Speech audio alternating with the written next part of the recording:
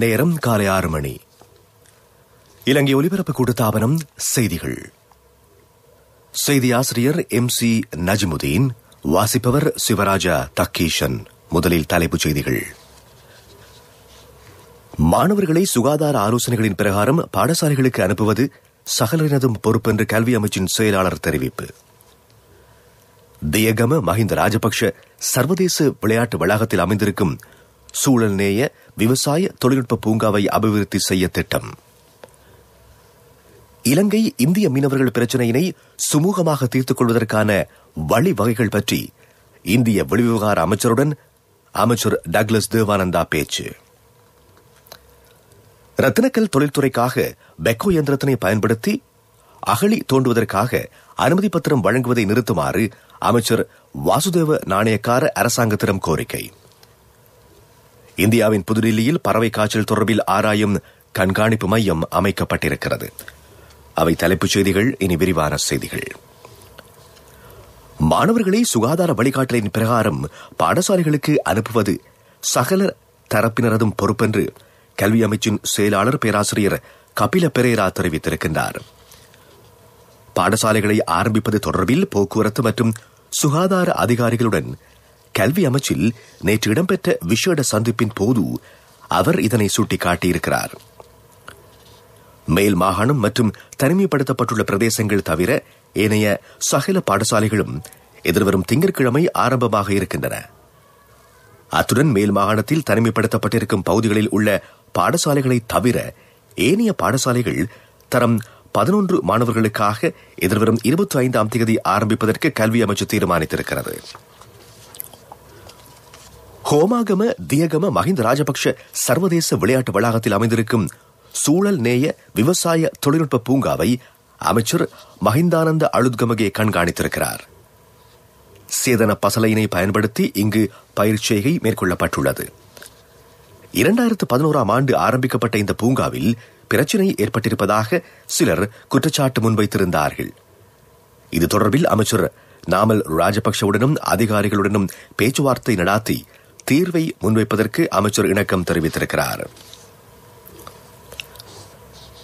இலங்கை இந்திய மீனவர்கள் தொடர்பான பிரச்சினைகளை சுமூகமாக தீர்த்துக் கொள்வதற்கான வழிவகைகள் பற்றி இந்திய வெளிவிவகார அமைச்சர் ஜெய்சங்கருடன் கலந்துரையாடியதாக அமைச்சர் டக்ளஸ் தேவானந்தா தெரிவித்திருக்கிறார். இலங்கைக்கு உத்தியோகபூர்வ விஜயம் மேற்கொண்டிருக்கும் இந்திய வெளிவிவகார அமைச்சர் ஜெய்சங்கருக்கும் அமைச்சர் டக்ளஸ் தேவானந்தாவிற்கும் இடையிலான பேச்சுவார்த்தை நேற்று நடைபெற்றது. இதன்போதே இந்த விடயங்கள் பற்றி ஆராயப்பட்டதாக அமைச்சர் டக்ளஸ் தேவானந்தாவின் ஊடகப் பிரிவு தெரிவித்திருக்கிறது. கடந்த காலங்களில் இலங்கையில் கைது செய்யப்பட்டுள்ள இந்திய மீனவர்களையும் இந்தியாவில் கைது செய்யப்பட்டிருக்கும் இலங்கை மீனவர்களையும் விடுதலை செய்வது குறித்தும் ஆராயப்பட்டதாக அமைச்சர் டக்ளஸ் தேவானந்தா தெரிவித்திருக்கிறார்.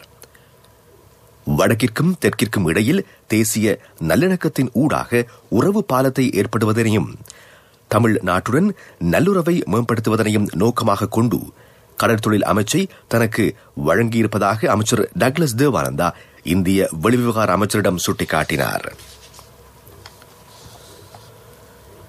ரத்தினக்கல் தொழில்துறைக்காக பெக்கோ இயந்திரத்தினை பயன்படுத்தி அகழி தோண்டுவதற்காக அனுமதி பத்திரம் வழங்குவதை நிறுத்துமாறு அமைச்சர் வாசுதேவ நாணயக்கார அரசாங்கத்திடம் கோரிக்கை விடுத்துள்ளார். இதன் காரணமாக ரத்னபுரி மாவட்டத்தில் நீர் மூலங்களுக்கு அச்சுறுத்தல் ஏற்பட்டிருப்பதாக அவர் சுட்டிக்காட்டினார். அதிகளவில் பெக்கோ இயந்திரங்களை பயன்படுத்தி அகழி தோண்டுவதனால் சுற்றாடல் பாதிப்பு ஏற்படுவதாக அமைச்சர் சுட்டிக்காட்டியிருக்கிறார். நீங்கள் கேட்டுக்கொண்டிருப்பது இலங்கை ஒலிபரப்பு கூட்டுத்தாபனத்தின் செய்திகள்.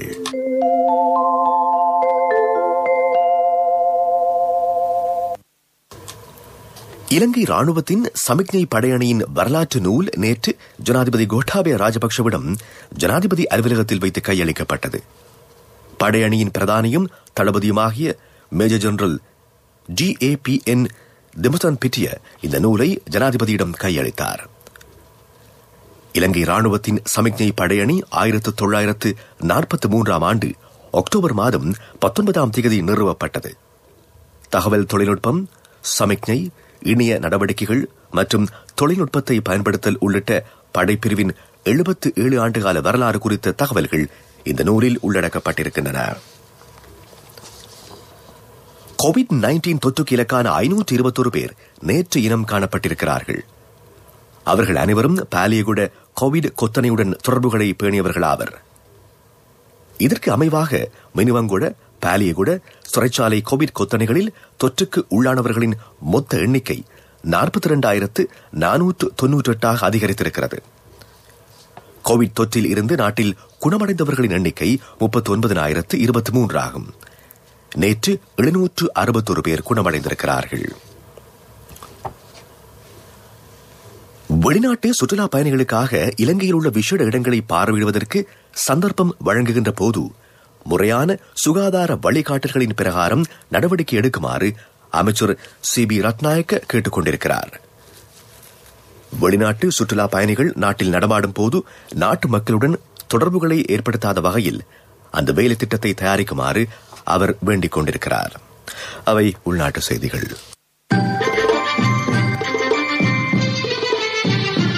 பிரதான செய்தி வழங்குவோர் ஒவ்வொரு வீட்டிலும் இருக்க வேண்டிய வீட்டு வைத்தியர் சித்தாலேப.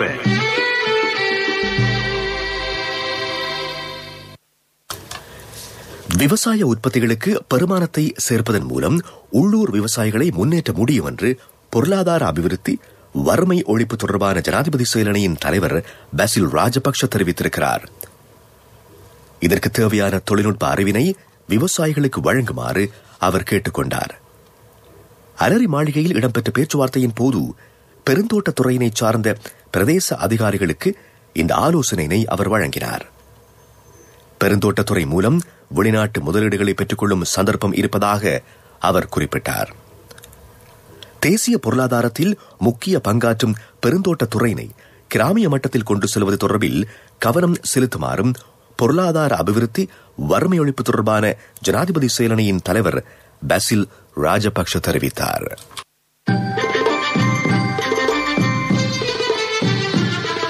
பிரதான செய்தி வழங்கியோர் ஒவ்வொரு வீட்டிலும் இருக்க வேண்டிய வீட்டு வைத்தியர் சித்தாலேப. உங்கள் கவனத்திற்கு ரயில் பொது சேவை மீண்டும் இன்று ஆரம்பமாவதாக ரயில்வே திணைக்களம் அறிவித்திருக்கிறது. எவ்வாறேனும் அவசரமாக சேர்க்க வேண்டிய பொதிகள் மாத்திரம் கொண்டு செல்லப்படும். ரயில் சேவைகள் நடத்தப்படும் பிரதேசங்களுக்கு மாத்திரம் பொதிகளை அனுப்ப முடியும். பழுதடையக்கூடிய பழ வகைகள், காய்கறிகள் போன்றவற்றினை ரயில் நிலையங்களில் ஏற்றுக்கொள்ளப் போவதில்லை என்று ரயில் நிலைய அதிபர்கள் சங்கத்தின் பிரதான செயலாளர் தெரிவித்தார். வாழ்வின் முதலடி வைக்கும் நாள் முதல் நம்பிக்கையின் முதல்வன் உங்களுடன் சகலத்தையும் பெற்றுக்கொள்ளும் ஒரே இடம் பீப்பிள்ஸ் லீசிங், நம்பிக்கையின் முதல்வன். உலக செய்திகள் அனுசரணை வழங்குவோர் பீப்பிள்ஸ் லீசிங், நம்பிக்கையின் முதல்வன். துபாயில் கோவிட் தொற்றாளர்களுடன் தொடர்பினை ஏற்படுத்திக் கொண்டவர்களுக்கு பரிசோதனையின் போது தொற்றில்லை என்று உறுதிப்படுத்தப்படுகின்ற போதும் அவர்கள் 10 நாட்கள் தம்மை தனிமைப்படுத்திக் கொள்ள வேண்டும் என்று சுகாதார திணைக்களம் அறிவித்திருக்கிறது. தனிமைப்படுத்தல் காலப்பகுதியில் கோவிட் அறிகுறிகள் பற்றி தாங்கள் ஒவ்வொருவரும் சுய பரிசோதனை செய்து கொள்ள வேண்டும் என்று சுகாதார திணைக்களம் மக்களை கேட்டுக் கொண்டிருக்கிறது. இதேவேளை கொரோனாவிற்கான சிறிய அளவிலான அறிகுறிகள் தென்படுகின்ற இடத்து அவ்வாறானவர்கள் பரிசோதனை செய்து கொள்வது கட்டாயமாக்கப்பட்டிருக்கிறது. இந்தியாவின் புதுடில்லியில் பறவை காய்ச்சல் தொடர்பில் ஆராயும் கண்காணிப்பு மையம் அமைக்கப்பட்டிருக்கிறது. அந்நாட்டின் பல்வேறு மாநிலங்களில் பறவை காய்ச்சல் பரவி வருகின்ற நிலைமையில் இந்த கண்காணிப்பு மையம் ஸ்தாபிக்கப்பட்டிருப்பதாக சுகாதாரத்துறையினர் அறிவித்திருக்கிறார்கள். ராஜஸ்தான், மத்திய பிரதேசம், ஹிமாச்சல், கேரளா உள்ளிட்ட பல மாநிலங்களில் பறவை காய்ச்சல் பரவி வருகிறது. இதனால் ஏராளமான பறவைகள் இறந்திருக்கின்றன. இதேவேளை மாநிலங்களில் முன்னெடுக்கப்படும் பறவை காய்ச்சலுக்கான தடுப்பு நடவடிக்கைகள் பற்றி டில்லியில் அமைக்கப்பட்டிருக்கும் கண்காணிப்பு நிலையத்திற்கு தகவல் வழங்க வேண்டும். அத்துடன் தகவல் மையம் வழங்கும் ஆலோசனையின் பிரகாரம் பறவை காய்ச்சலை கட்டுப்படுத்துவதற்கான வழிவகைகள் முன்னெடுக்க வேண்டும் என்று சுகாதார பிரிவு அறிவித்திருக்கிறது. வாழ்வின் முதலடி வைக்கும் நாள் முதல் நம்பிக்கையின் முதல்வன் உங்களுடன் சகலத்தையும் பெற்றுக்கொள்ளும் ஒரே இடம் பீப்பிள்ஸ் லீசிங், நம்பிக்கையின் முதல்வன். அபிவிருத்தி செய்திகள்.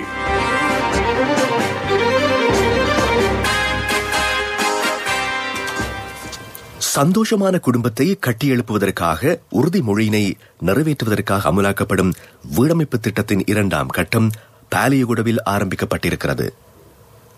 சுபீட்சத்தின் தொலைநோக்கு கொள்கை பிரகடனத்தில் சந்தோஷமான குடும்பம் பற்றி பிரஸ்தாபிக்கப்பட்டிருக்கிறது.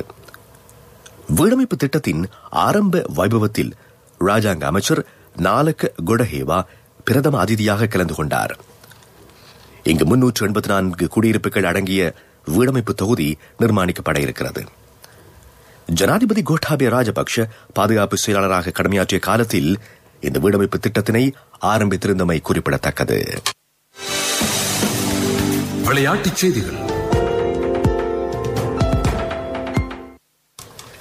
சுற்றுலா இந்திய கிரிக்கெட் அணிக்கும் ஆஸ்திரேலிய அணிக்கும் இடையிலான 3வது டெஸ்ட் கிரிக்கெட் போட்டி மழை காரணமாக தற்காலிகமாக நிறுத்தப்பட்டிருக்கிறது. போட்டி நிறுத்தப்படுகின்ற போது முதலில் துடுப்படுத்தாடும் ஆஸ்திரேலிய அணி 1 விக்கெட் இழப்பிற்கு 21 ஓட்டங்களை பெற்றிருந்தது.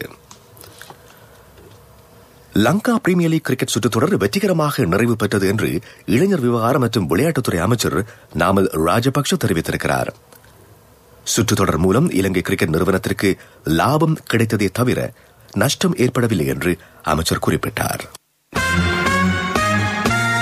வர்த்தக செய்தி. நோர்வேயில் கடந்த வருடத்தில் விற்பனையான வாகனங்களில் 54% மின்சாரத்தில் இயங்கக்கூடியவை என்று அந்நாட்டின் வாகன நெரிசல் தொடர்பான தகவல் மையம் அறிவித்திருக்கிறது. இதேவேளை 2019ஆம் ஆண்டில் மின்சாரத்தில் இயங்கக்கூடிய சுமார் 42% வாகனங்கள் விற்பனை செய்யப்பட்டிருப்பதாக அந்த தகவல் மையம் அறிவித்திருக்கிறது. பொருளாதார செய்திகள் அனுசரணை. அண்ணா 31க்கு நீங்க மகளுக்கு தங்கம் வாங்குவீங்கன்னு நான் எதிர்பார்க்க இல்ல. எந்த தங்கத்துக்கு தங்கம் கொடுக்க முடிஞ்சது எந்த LOLC கிரெடிட் கார்டு இருந்ததால. LOLC ஃபைனான்ஸ் கடன் அட்டை உங்களை மேலும் உயர்த்திட. நெல்வழா கங்கையினை அண்மித்த நீர்த்தேக்கங்களில் வளர்ப்பிற்காக மீன் குஞ்சுகளை விடும் நிகழ்ச்சி திட்டம் ராஜாங்க அமைச்சர் காஞ்சன விஜயசேகர தலைமையில் முன்னெடுக்கப்பட்டிருக்கிறது. கம்புருப்பிற்றிய திஹகுட பிரதேசத்தில் இது நடைமுறைப்படுத்தப்பட்டது. தேசிய நீரியல் வள அபிவிருத்தி அதிகார சபையின் ஒத்துழைப்பு இந்த திட்டத்திற்கு பெறப்பட்டது. மீன் உற்பத்தியினை அதிகரித்து லாபம் ஈட்டுவதே இந்த நிகழ்ச்சி திட்டத்தின் நோக்கமாகும். என் கணவன் எனக்கு தந்த மோதிரம் தான் என் வாழ்க்கை. LOLCக்கும் உங்களோட தங்கம் உயிரை போன்றது. உங்களோட தங்கம் எங்கள்கிட்ட இருக்கிற வரைக்கும் உங்களுக்கு ஆயுள் காப்புறுதி தருவது நாங்க மட்டும்தான். நேரத்துக்கு தவணை செலுத்த முடியாம போனா உங்களோட தங்கத்தை உங்களுக்கு திருப்பி தருவதுதான் எங்கட நோக்கம். உங்களோட தவணையை நேரத்துக்கு செலுத்த முடியாம போனா அதற்கு தீர்வும் நாங்க தருவோம். நான் எதிர்பார்த்த தொகையை விட அதிகம் கிடைச்சதும் இல்லாம வேலையும் சுலபமா முடிஞ்சு எனக்கு மதிப்புமிக்க பரிசும் கிடைச்சது. LOLCயிடமிருந்து பெறும் சேவை தங்கத்துக்கு நிகரானது. LOLC ஃபைனான்ஸ் ரன்சவிரண்ய சேவை. தங்கம். காலநிலை அறிக்கை. வடக்கு கிழக்கு ஊவா வடமத்திய மாகாணங்களிலும் மாத்தளை நுவரெலியா மாவட்டங்களிலும் மழை அல்லது இடியுடன் கூடிய மழை பெய்யக்கூடும் என்று வளிமண்டலவியல் திணைக்களம் எதிர்வு கூறியிருக்கிறது. பிற்பகல் வேளையில் ஏனைய பாகங்களில் மழையோ இடியுடன் கூடிய மழையோ பெய்யலாம். சபரகமுவ மேல் மாகாணங்களினதும் காலி மாத்தறை மாவட்டங்களினதும் சில இடங்களில் 100 மில்லிமீட்டருக்கும் அதிகமான மழை வீழ்ச்சி பதிவாகக்கூடும் என்று திணைக்களம் வெளியிட்டுள்ள அறிக்கையில் குறிப்பிடப்பட்டிருக்கிறது. அது வானிலை அறிக்கை. இனி மீண்டும் தலைப்புச் செய்திகள். மாணவர்களை சுகாதார ஆலோசனைகளின் பிரகாரம் பாடசாலைகளுக்கு அனுப்புவது சகலரினதும் பொறுப்பென்று கல்வி அமைச்சின் செயலாளர் தெரிவிப்பு. தியகம மஹிந்த ராஜபக்ஷ சர்வதேச விளையாட்டு வளாகத்தில் அமைந்திருக்கும் சூழல் நேய விவசாய தொழில்நுட்ப பூங்காவை அபிவிருத்தி செய்ய திட்டம். இலங்கை இந்திய மீனவர்கள் பிரச்சினையினை சுமூகமாக தீர்த்துக் கொள்வதற்கான வழிவகைகள் பற்றி இந்திய வெளிவிவகார அமைச்சருடன் அமைச்சர் டக்ளஸ் தேவானந்தா பேச்சு. ரத்தினக்கல் தொழில்துறைக்காக பெக்கோ இயந்திரத்தினை பயன்படுத்தி அகழி தோண்டுவதற்காக அனுமதி பத்திரம் வழங்குவதை நிறுத்துமாறு அமைச்சர் வாசுதேவ நாணயக்கார அரசாங்கத்திடம் கோரிக்கை. இந்தியாவின் புதுடில்லியில் பறவை காய்ச்சல் தொடர்பில் ஆராயும் கண்காணிப்பு மையம் அமைக்கப்பட்டிருக்கிறது. இத்துடன் இன்றைய எமது காலை பிரதான செய்தி அறிக்கை நிறைவடைகிறது. எமது அடுத்த பிரதான செய்தி அறிக்கையினை நண்பகல் 12:45 எதிர்பாருங்கள்.